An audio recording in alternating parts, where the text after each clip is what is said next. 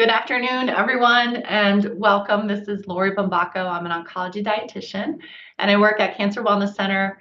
And I'm really excited to be a part of a program that we call Ask the Dietitian. That's me. My thought is that I am here to give you some general answers to the great questions that you have. And every month, we've been doing it now for like a couple years, but every month, it never fails. We have participants who ask questions that are not related to our topic that we choose. So we thought, what a great solution to offer this program that tries to answer all of those other questions that people ask, as well as some of the most commonly asked questions. And we wanted to kind of summarize it in one great program for you today. So what I'm going to do is share my screen. I have a PowerPoint presentation. This is typically how I use Ask the Dietitian, and everyone who registered, you will get a copy of the slides as well as some additional resources that I have for you. So thank you all so much for attending today. And if you're watching this recording on not on Facebook, but on our YouTube channel, thank you for watching. All of the other Ask the Dietitian programs are on our YouTube channel. So if you feel like you've missed any and you want to go back, it has everything. It's a great collection. I often go back to see some other programs from our center because there's just so much information and you can review it at your own kind of time and schedule. All right, so thanks so much. I'm going to share my screen and present to you the top 10, in my opinion, the top 10 nutrition and cancer questions that I get asked as an oncology dietitian. So what I want to do today is just take one slide, just a moment, to talk a little bit more about the reason why nutrition counseling is so important in cancer care. Review the top 10 most commonly asked questions, provide my best answers to each of those questions with some advice or maybe some tips or solutions along the way. And then review some of my favorite resources that might just enhance your understanding. And if you're looking after today to kind of learn more, I want to point you in the right direction of some trustworthy resources. And then hopefully, if time allows, we'll have a little open Q&A at the end. Okay, so nutrition and cancer. Good nutrition is important for people with cancer. Hopefully you agree, and that's why you're here with me today. Cancer and cancer treatments can cause significant weight changes and significant changes to what you might normally eat. So some people might gain, some people might even lose weight. And so the role of nutrition is important to help minimize that risk, right? And a registered dietitian, maybe even one who's board certified as a specialist in oncology, like nutrition, like myself, I would argue that they are a vital component to your care team. Only a dietitian can provide you with specific recommendations that are unique to your situation, right? So anytime I'm meeting with someone, I'm almost never repeating what I might share with someone else. You are unique and you deserve a unique nutrition care plan. Now, I will point out that experts report no single food or ingredient causes cancer. So we might come back to this during the presentation today, but even in the future, I would want you to understand this. What we're learning, in fact, is that it's an overall healthy diet pattern. That seems to be what matters. That can improve quality of life, and that can optimize our overall wellness. Okay, so let's get to those top 10 questions. That's why we're here, right? This one may not come as a surprise to you. Is it safe to eat sugar? Probably the most common question I get asked. I talk about it every day with individuals that I work with. So hopefully I can give you some real definitive guidance on this question. Which dietary supplements should I take? Does a plant-based diet help fight cancer? What should I eat if I have anemia or low blood counts? How can I eat and improve my energy levels? Are organic foods better? How can I manage my weight if I've been gaining weight? What should I stock in my pantry? How can I meal plan? How can I support my gut health with diet? And lastly, do you have any simple but tasty smoothie recipes?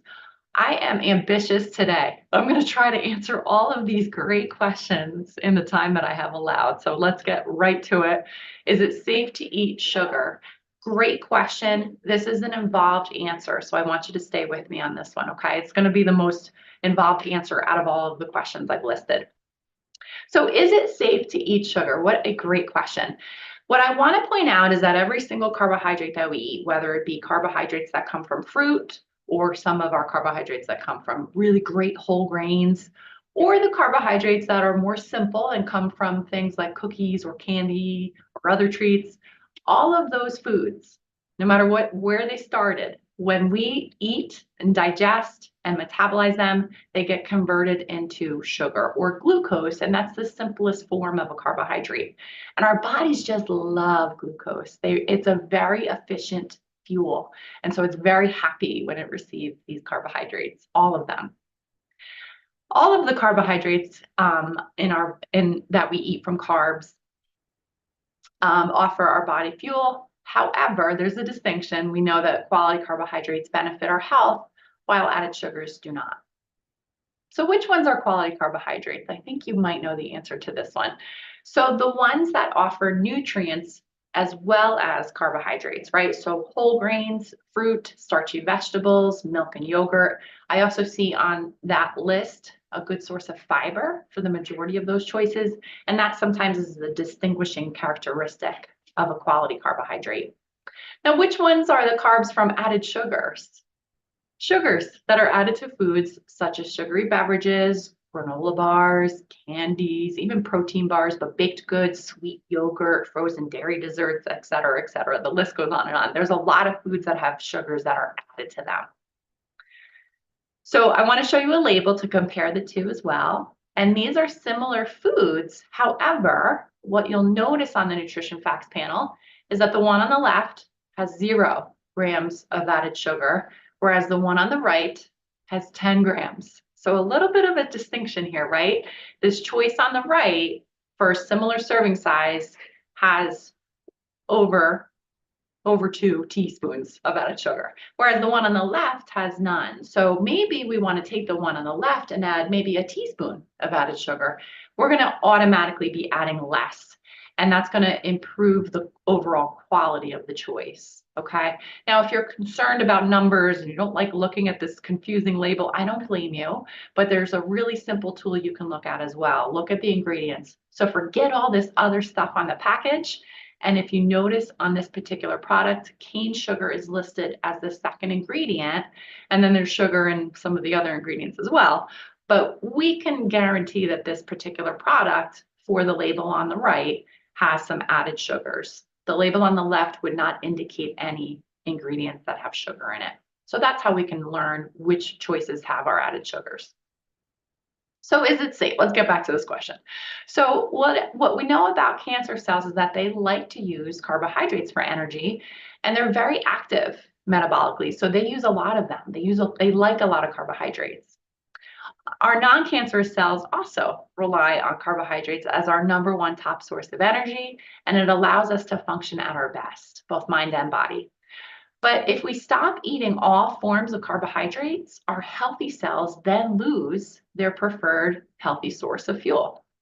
And consequently, the body reacts, and the body will make sugar that it needs from other sources, such as protein and fat, whether it be from the foods that we eat or where we store them in our body, such as muscle. That's where we would get protein from. And we don't want to lose muscle, right? So our healthy cells and tissue, they would lose out on all these high quality cancer protective choices that also just happen to have carbohydrates in them. So we don't want to stop eating those, right? If we're looking to help ourselves. And if you ask me, I've witnessed it firsthand. We might feel emotionally distressed if we're on a restricted diet, especially if we stop eating carbohydrates.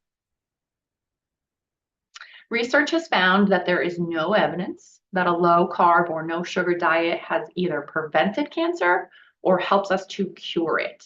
If we had any evidence that suggested that, you would hear differently from myself or from your care team.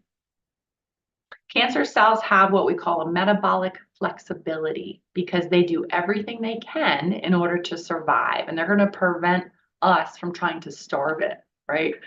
So cancer cells have shown with their metabolic flexibility to use things other than carbohydrates. They will pivot and they will adapt, and they will use protein and also fat as a source for their energy. Removing carbs from our diet would result in cancer cells using protein and fat from our food and from our body instead. This can lead to compromise from our healthy cells and tissue, right? Because if we're losing muscle, we may become malnourished as well. But it's sort of backfired because the cancer cells are still metabolically active and metabolically finding a different fuel in order to survive. So what do the experts recommend? They recommend that individuals who are diagnosed with a cancer consume plant-based diets. Have you heard about that? That's another question I'm going to answer today. And plant-based diets are actually characterized by food containing quality carbohydrates and still eating, although in smaller amounts, those added sugars. So what's the bottom line on this question? Is it safe to eat sugar? I'm here to share today, but also in my work I do individually with clients, we can pursue a cancer protective lifestyle by doing so much more than just not eating sugars and being afraid to eat sugar. There's so much more we can do to enhance a cancer protective diet. We do know that a diet that's high in added sugars could mean that that diet is also higher in calories and also lower in overall diet quality. And eating a poor quality diet, high in extra calories over a long period of time, we're talking years, this can lead to us gaining excess body fat, especially in areas that alter the body's metabolic environment and hormonal environment. This is what we're looking to sort of avoid. So over time, that change in that gain of weight that changes the body's environment can lead to higher levels of some hormones, higher levels of inflammation, and also higher levels of insulin. And those are really the culprits for cancer. Cancer cells typically, and it depends on the cancer type, but they typically love inflammation. They like insulin, and they also, some of them like hormones, right? So we want to try to change that environment with our lifestyle. And the good news is we can do it. It's not just sugar's fault for that environment, right? Our lifestyle behaviors and total diet have a much bigger influence on all of those things. And lifestyle behaviors have been shown, and the evidence is building that we can create a body that's uninhabitable for cancer. And a dietitian like myself can help you achieve progress towards new habits and new behaviors that are cancer protective. Oof, that was a heavy one, right? All right, we're moving on to the next one. Which dietary supplements should I take? Well, another great question. Dietary supplements are defined as products that are ingested and are intended to add to or supplement the diet. That's the operative word there, right? They're never going to replace the nutrition that we get from whole foods, but they might supplement what we're eating.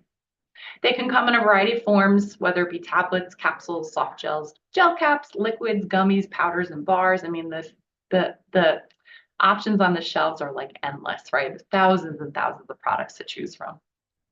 What are the benefits of dietary supplements? We have shown that in some cases they can help improve or maintain our overall health, and some supplements can also help us meet our daily requirements of essential nutrients. So a good example of that is calcium and vitamin D. It can help us support our skeletal health. So even though dietary supplements can be beneficial, it's important to point out that they should not take the place of the variety of foods that are important for our overall healthy diet. So in this example of skeletal health, if someone's not consuming enough vitamin D in their diet, they might benefit from a dietary supplement. But this is assessed on a case-by-case basis. Are there any risks of dietary supplements? There sure are. So they may contain ingredients that have shown strong effects in the body. So it's always important to be alert to the possibility of a bad reaction or a side effect. And we call this an adverse event. Adverse events have occurred. We definitely have documentation of this, and they may occur if one of the following happens. If we take too much of some supplements, if we combine multiple different types of supplements, if we use supplements with a prescription and causes an interaction, if we use supplements instead of a prescription. We certainly have seen, and this again is documented with emergency room visits. Do dietary supplements work? I think that's really the most important part of this whole question, right? Dietary supplements are regulated as food by the FDA, so they're not considered a medication, right? Supplement makers, they don't have to prove anything to us. They don't have to prove a claim of a health benefit or a disease prevention the same way that the manufacturers do for our medication. So we know that prescriptions work, right? Because they proved it to us. Now, this means that dietary supplements claiming to prevent cancer may not necessarily live up to the claims on their label. And the general consensus from research suggests that supplements have no significant impact on cancer prevention. And that means also secondary prevention. So after you've been diagnosed. So what's the bottom line on this question? Which supplements should I take? I would say the answer depends, or maybe not at all, but I want you to be an informed consumer. Be cautious about supplements that make a claim, right? That sounds too good to be true, especially as it relates to cancer treatment. Be cautious about supplements that make a claim to be safe or natural, or that it works better than the treatment. I would be very skeptical of that claim.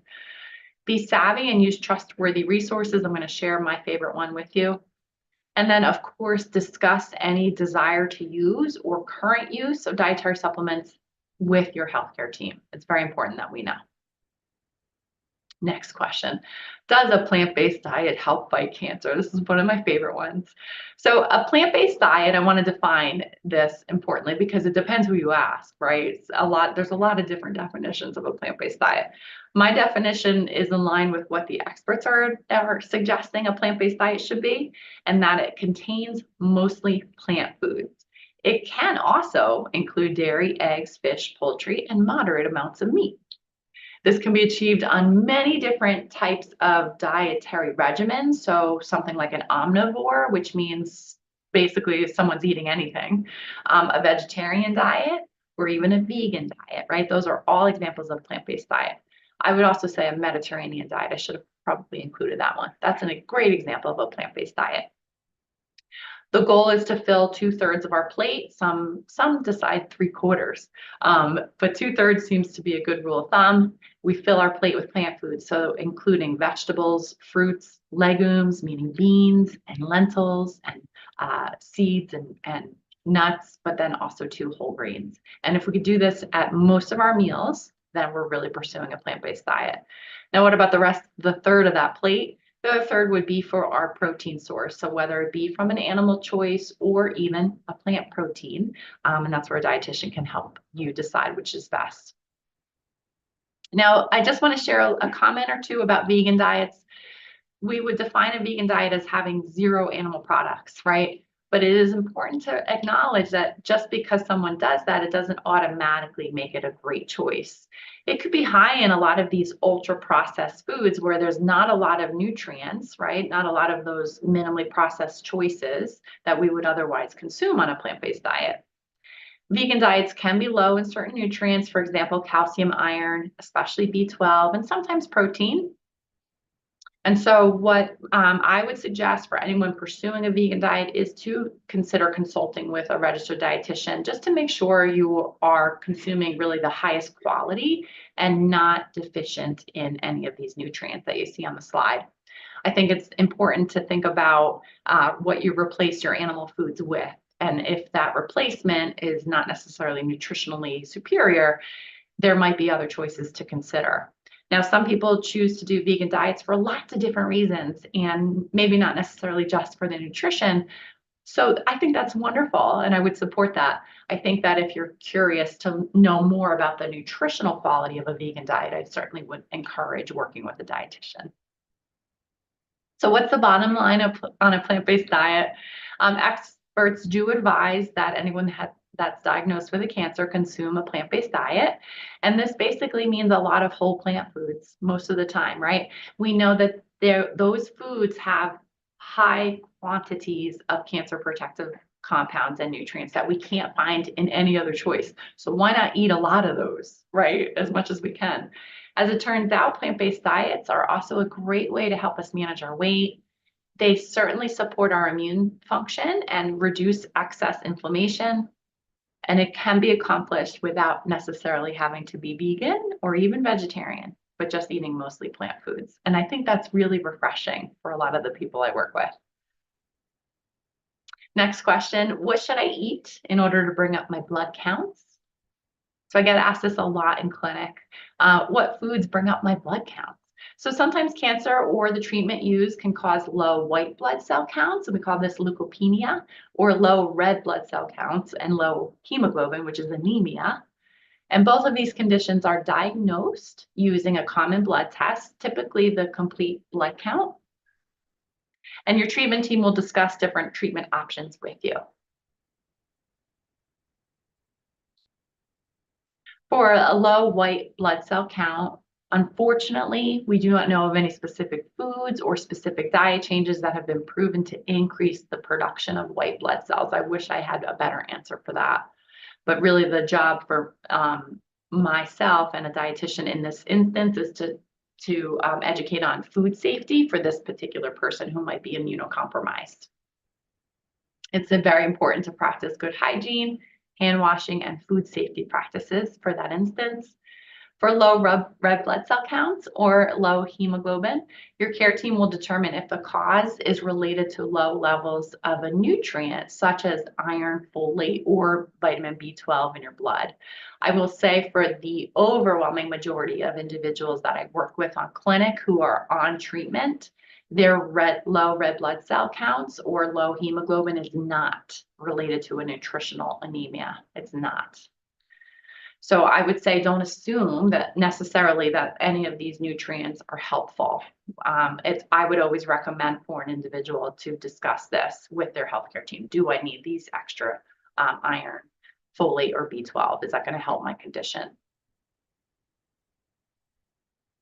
So if your anemia is related to a lack of iron, folate, or vitamin B12, I would consult a dietitian. Sometimes a dietary supplement is needed in this case, or other treatment modalities. And then, of course, we can talk about food sources of each of those nutrients. For those of you who are interested, I think they're all great examples of high quality choices that also are especially concentrated in those vitamins and minerals that you see on the slide. Next question, how can I eat and improve my energy levels? This just so happened to be our April Ask the Dietitian of the Month theme. So if you missed that, it is on our YouTube channel if you want to check that out. We explored this, and I think for all of the programs we've been giving in Ask the Dietitian, it was one of my favorites by far. So how do we help bring up our energy levels, right? What a great question. Fatigue is so highly prevalent in cancer survivorship. It's something like over 80%, right, of our individuals who are diagnosed are dealing with fatigue. And fatigue is defined as something that's more than just tired. It's something that persists even though someone gets adequate rest. They're still feeling fatigued. So what I wanted to share in terms of really exciting information in the world of diet and nutrition is that they're starting to look at this in research. And there have been 2 recent studies that were conducted, and they explored what they call a fatigue reduction diet.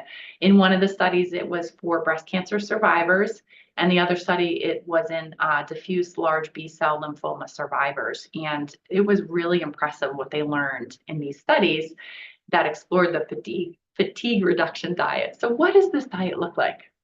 Here's a snapshot of it.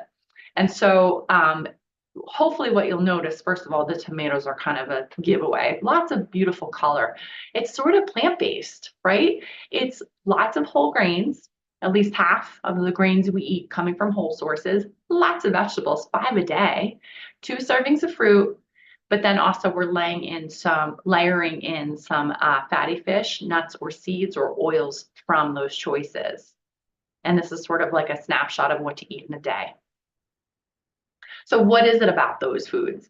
Well, the fiber in those minimally processed plant foods, one of my favorite topics in nutrition is fiber.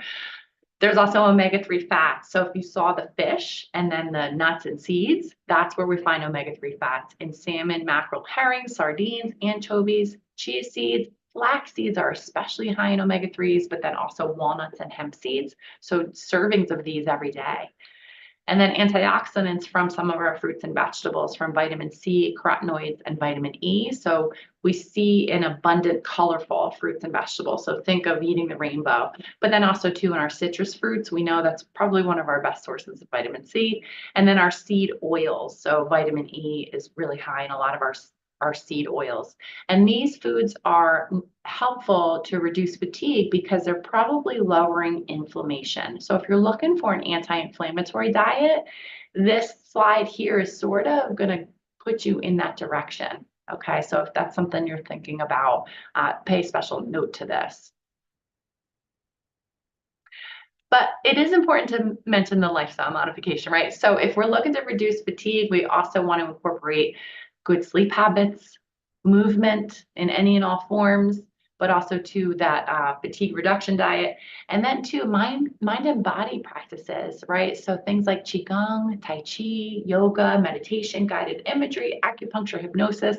If those are foreign concepts to you, please look at Cancer Wellness Center's website and calendar, because there are a lot of different modalities or educational programs, again, on the YouTube channel, where you can explore this for yourself. And perhaps you haven't given thought to this, but I feel like each of those modalities are good for something, right? So if you're looking to really optimize your wellness, again, this slide here, I think is really it. This is where you're going to get bang for buck. All right, next question. Are organic foods better? Another really great popular question. So fresh and processed food that is produced by organic farming methods, that's basically the definition of organic. It's grown without the use of most synthetic chemicals, but natural pesticides may also be used. There's a USDA seal that indicates that the product itself contains 95% or more certified organic ingredients, and that's what the seal looks like. So that's sort of like a guarantee that what you're eating has basically checked off this criteria. Now, organic food is not necessarily pesticide free. So there are lower levels of synthetic pesticide and residues from the fertilizers. So there's like minute amounts. It's less than conventional, but there still is some that's present. And it's important to point that out. It does not have more nutrients compared to conventional food. And I think that that's what many people have a misconception about. Our conventional choices are just as nutritious. And we do know that it can vary greatly in terms of cost, in terms of those organic choices. So the bottom line on whether or not to choose organic, I would say really the choice is up to you, and I would support whatever choice you decide to make. Eating plenty of fruits and vegetables, whether they be conventional or organic, is recommended. When they do research studies and when they find this fatigue reduction diet, this high quality cancer protective diet, they do not differentiate between organic and conventional in those research studies. In fact, I'm going to venture to guess that most of them are consuming conventional produce. Fruits and veggies in season will carry less residues. So I think if you're looking to really just minimize exposure overall, that is something to think about, and certainly to look locally at some of the farms that we have sometimes in our backyard, right? And then also a good rule of thumb is to wash our fresh produce under cool water, and that's what the experts advise, only cool water, that's all that it requires, and to do it for 20 seconds, which I've counted, it's a longer time than we might realize, but that's gonna really take off a significant amount of those residues that are left on the outer peels of our fruits and vegetables. Removing the skin or peel may actually help reduce further residues if you're looking to minimize exposure.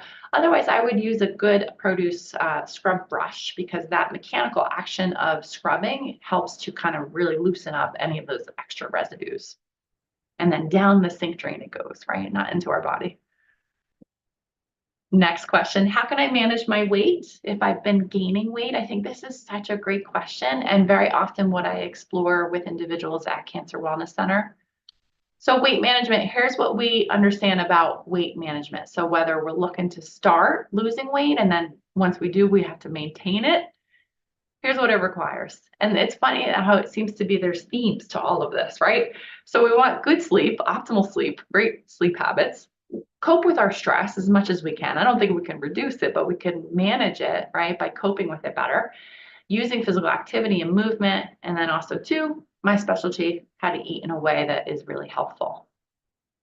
Now, I do want to point out that there are some medical conditions.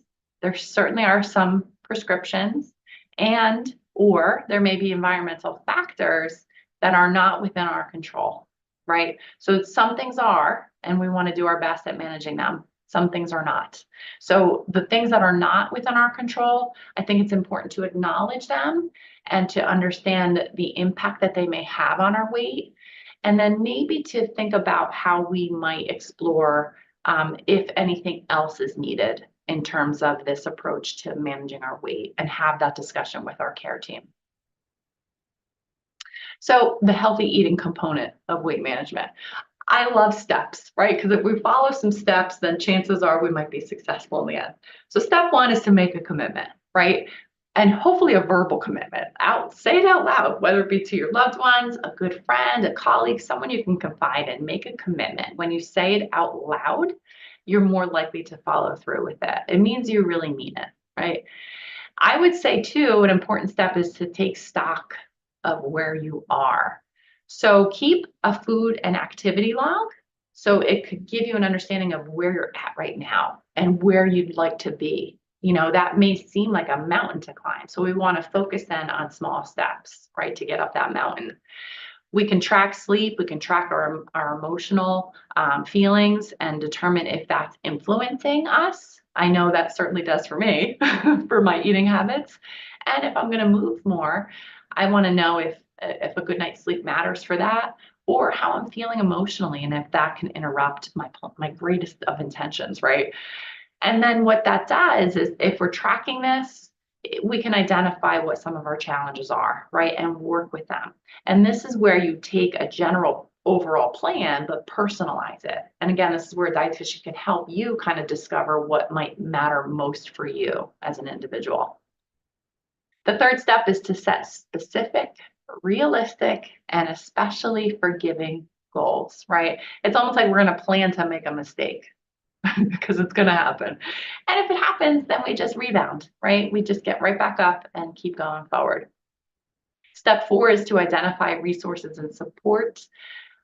This is not an easy thing, weight management. So I think it's very important to think about who you can enlist on your team and to really kind of help you be the most successful in any possible way.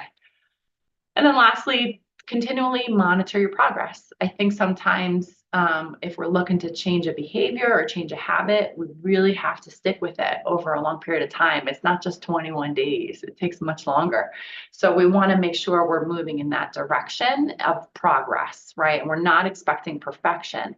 But if we see progress, then that can be measured in a lot of different ways, and it can be very satisfying. And it's also empowering, which is, I think, at the end of the day, a really nice way to live day to day. What should I stock in my pantry and how can I meal plan? More great questions. I love all this. So how do we stock the kitchen for success? Let's start with the pantry. I would argue these are definite staples to have in your pantry. So when I include this list, they are versatile for sure, right? Like you can use them in more ways than one. They're probably going to keep for a while. So, you know, if you forgot to meal plan for the week ahead, at least you got them, right? Or the month ahead, and it's been a month already, and here we are. What do I have for dinner? Like at least you have some options. So we're thinking versatility, and we're also thinking nutrition, right? These are going to be some of the most nutrition dense options we can possibly consume. So whole grains. Now, there's a long list of whole grains, but I'm just listing some of my favorites. Some of them are gluten-free for those of you who need them, but we can pick up labels, we can read ingredients, we can find high fiber choices, and we can really gain some nutrients this way using these whole grains. Canned beans and lentils, I would argue, they are like the best staple for any kitchen. In the pantry, in the fridge, in the freezer, like this is it. Because you can take a can of beans and turn it into a lot of different recipes. It's high in plant protein, it's super high in fiber, lots of nutrients there, and again, it's versatile. There's so many ways you can use it. So that gets my vote, I would say. And we can look for low sodium or no sodium varieties of canned beans as well as canned vegetables. I'll never forget during my dietetic internship a long time ago, my preceptor would, when she had a craving for salt, she would open up like a can of vegetables that were salted, like green beans.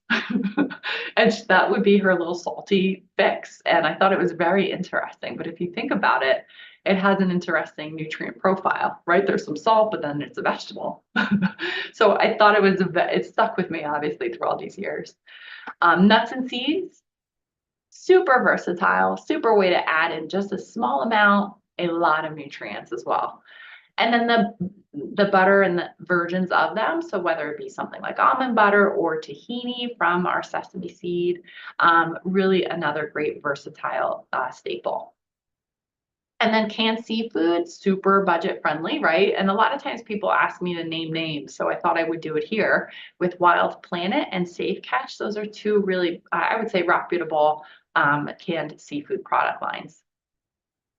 And then, of course, our herbs and our spices, our kosher salt, our extra virgin olive oil, lots of different vinegars to choose from. This can really kind of add that extra flavor profile that you might be looking for to keep things interesting, right? With all of these staples. Now we're going to move over to the fridge. All right, so in the fridge, I would argue fresh veggies, our salad greens, our fresh fruit. So we're probably going to have to rotate through these a couple times a week. Hummus and bean dips, tofu and tempeh are always going to get my vote. And then eggs and our low-fat dairy and alternatives and plain yogurt. And then also too, our fresh meat would belong here. But if you see on the slides, on this slide, the pictures here, I would say, so in the middle, you see some toast and they're all topped with hummus and then some other ingredients. So I love that because here are 8 different toast varieties, right? So if you want to toast every day, you can have a different type of a toast, and it's really using and building off of these staples. The picture on the far right, can you believe, is like a mocked egg salad, and it's made from tofu. And it's delicious. I've had it. And then on the far left, this is a marinade using plain yogurt. So I really love how having plain yogurt in the fridge is, again, versatile because you can go sweet, you can go savory, lots of different applications that you may not have necessarily thought of. Let's move over to the freezer. Okay, in the freezer, definitely our frozen fruits and our frozen vegetables. I love frozen edamame as a snack or as a meal starter. Green peas are some of the most delicious, I think, frozen vegetable that there possibly is. Whole grain breads, a lot of experts recommend keep them in the freezer because they're going to last longer. So sometimes if something's on sale, I might buy 2 and throw one in the freezer. And then also 2 frozen fish. That's going to be economical for us as well. So on the slide, you see right there in the middle, that's like a salad built out of edamame and corn, both frozen, right? And then you could layer in some fresh ingredients as well. But having these staples here gives you options, right? And so you can really create some delicious, but certainly nutritious meals, using some of these staples. On the far right is a stir fry, and that's using frozen veggies. I think that's probably one of the best applications for frozen vegetables. And then on the far left, you'll see that's like overnight oats using some frozen fruit, another great application for something out of our freezer. And I would say the freezer also, if we batch cook, because we're planning, we could batch cook and keep those leftovers in the freezer for months, which is so helpful, right? Super, super duper. All right, now what about meal planning? I would say if you're thinking about meal planning, here are some questions to ask yourself. Is this right for you? Do you ask yourself if you feel overwhelmed by the question, what's for dinner? I know I do in my home. Do you feel unprepared at times to make dinner? Do you resort to takeout more than you'd like to? Do you resent spending a lot of more money on cooking when cooking at home costs less, right? Rather than takeout? Do you believe that your diet could be healthier if you cooked more? Meal planning might be right for you if you answered yes to these. Making several trips to the grocery store per week, that is also something I'm guilty of.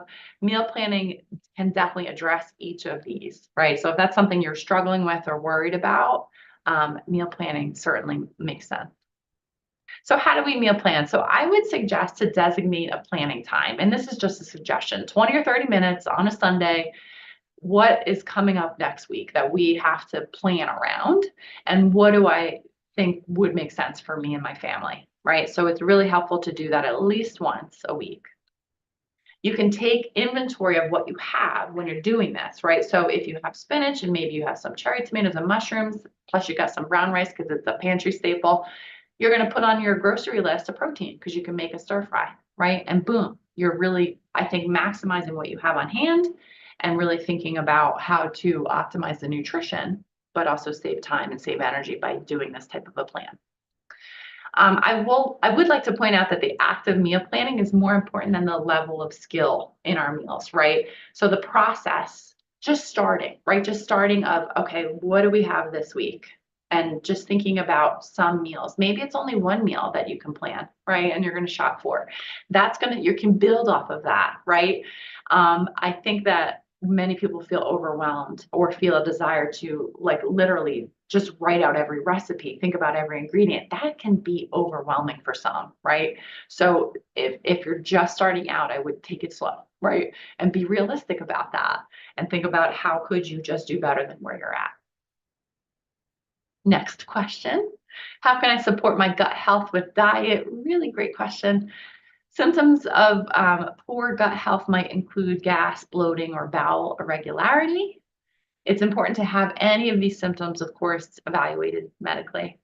So gut health is individualized, definitely individualized, right? So where your baseline is, we want to keep that in mind. If you're having bowel irregularity, for sure, is a great example. What is your normal, right? So if that's abnormal, it's going to be very different from someone else. While we are all unique, a few tried and true tips can help out most individuals. So let's talk about that. We want to fill up on fiber. This helps to support our beneficial bacteria that live in our gut. So great examples of high fiber foods are our leafy greens, our cruciferous vegetables, apples, berries, pineapple also happens to have a digestive enzyme in it. Our root vegetables, our nuts, our seeds, our beans, and lentils, very high in fiber. We're going to enjoy some fermented foods. So think about kefir, fresh sauerkraut, fresh kimchi, kombucha, miso, different cultured yogurt and yogurt alternatives, meaning they're from a non-dairy source. They're going to deliver on a regular basis beneficial microbes to our gut. So some people argue that some of those choices should be consumed on a daily basis in 1 or 2 servings. And then we're going to feed our gut the best fuel that they like. So prebiotics, if you aren't familiar with that term, they're special fibers that are found in some of our foods that selectively travel to the dinner table of our beneficial microbes. I thought that was cute. So, prebiotics are fibers, but not all fibers are prebiotics, right? So they're special ones. And here's that list. So onions, garlic, asparagus, lentils, some of our beans, and then also to artichoke, a nice seasonal option, right? So the fiber that is in them are prebiotics, and they're going to go right to our gut and feed the beneficial microbes. And when the beneficial microbes are happy because they're fed, then they're productive and they do a lot of good things for us. So experts are recommending anywhere from 25 to 30 grams of fiber per day. Sorry about that. So generally, this is kind of based on how many calories you're eating or your body size. So typically, women can scale to the lower end of that range, and we ask men to eat a little bit more. What percentage of women do not eat recommended amounts of fiber? If we were together, I would put you all on the spot. What would you guess? What percentage? This is pretty shocking, 90%. So 90% of women do not eat recommended amounts of fiber. What about men? What percentage of men do not eat recommended amounts of fiber? This is even more shocking, 97%. So I always tease that this gives me job security because I have a lot of work to do, right? So very often fiber will come up in my conversations with individuals. And when we're intentionally adding more fiber, chances are we're going to eat more whole plant foods. So think about what that accomplishes. Like everything we've talked about today, right, is cancer protective. It lowers inflammation. It helps the gut. So we want to eat more fiber if we can. If that's the big takeaway from today. So I like to share this list, and this is another good slide, I think, for you all to kind of have a snapshot of what is recommended in terms of fiber. And it just lists like the food groups, the serving size of each, and the approximate grams of fiber. And this is based on Mayo's Clinic High Fiber Food Chart. But I think it's very helpful, right? So if we're looking to kind of get an idea of how much fiber we're eating currently, we can kind of keep a list. But then we can also think about what we're willing to do or where we're willing to add some more to really get some bang for buck in terms of the fiber. So here's some simple ways I love doing this. Some simple ways to eat more fiber.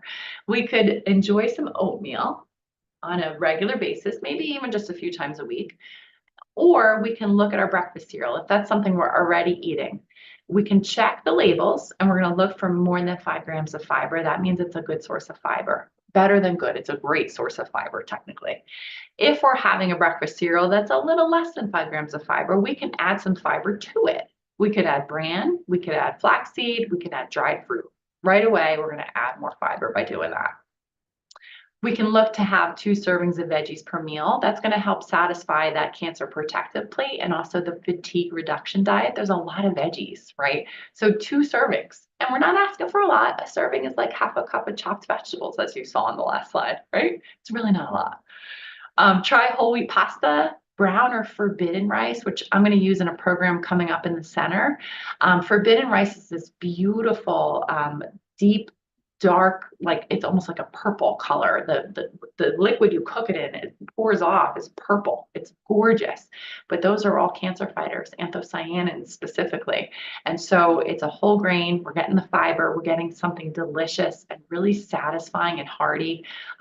If you haven't tried it, I would encourage you or come to the center to the program because you'll get a chance to try it. One of my other favorites is farro, but also too the ubiquitous quinoa is a great option for more fiber.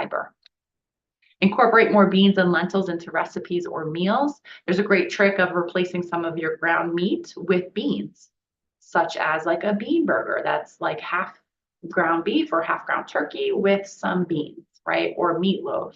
The sky's the limit. You can do this with meatballs. And what you're doing is you're displacing some of that meat, you're adding some of the beans. So you're adding plant proteins, which we know have more fiber. Add fresh fruit as a snack, or dare I say, as a dessert, or to your meals. And then use nuts and seeds as a snack or into your meals, right? Like, so for example, into your cereal in the morning, but things like yogurt or on top of salads. It's a great way to enhance nutrient density, enhance texture, but most importantly, maybe add more fiber. And then the last question for today, do you have simple but tasty smoothie recipes?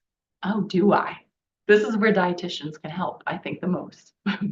So simple smoothies, I would say if we're looking to take advantage of something that's tasty, we're also looking for something that's well-rounded and balanced in terms of the ingredients, in terms of the macronutrients. We want a balanced smoothie, okay? So we're going to start first with the liquid. And you get to choose based on your preferences, but also too, maybe your nutritional requirements. So is it just filtered water? Or maybe you're looking for more protein, so you're using some dairy or a dairy alternative that's high protein. Or maybe you're needing some calories because you just had surgery, you're recovering from treatment and you lost weight. You might need a nutrition shake, right? So the sky's the limit here. Then we're going to add to that some fruit. I would argue fruit like belongs in a smoothie, right? Because of the texture, the flavor, it really adds some nutrients as well. So frozen bananas are like really a go-to choice in my opinion. But the frozen section is really helpful for fruit, especially because we can find berries, we can find mango, we find pineapple. And we just learned in our program a couple weeks ago that pineapple is a great thing to add to smoothies because it'll take away the flavor of the next ingredient, the veggies, right? So if you don't necessarily care for the baby spinach in your smoothie because that taste is overpowering, pineapple is one great way to overcome that flavor. And it doesn't require a lot of pineapple because it has such a great strong flavor. But maybe you're like me and you don't mind some baby greens in your smoothie, or even to explore some other types of vegetables like canned pumpkin, which is a great pantry staple as well. Some cooked carrots or some other cooked vegetables. Avocado is technically a fruit, but we're going to call it a vegetable in this instance. It's going to add similar nutrients as those other great vegetables on the slide. And then we're going to add a protein. I think this is an important component to our smoothie.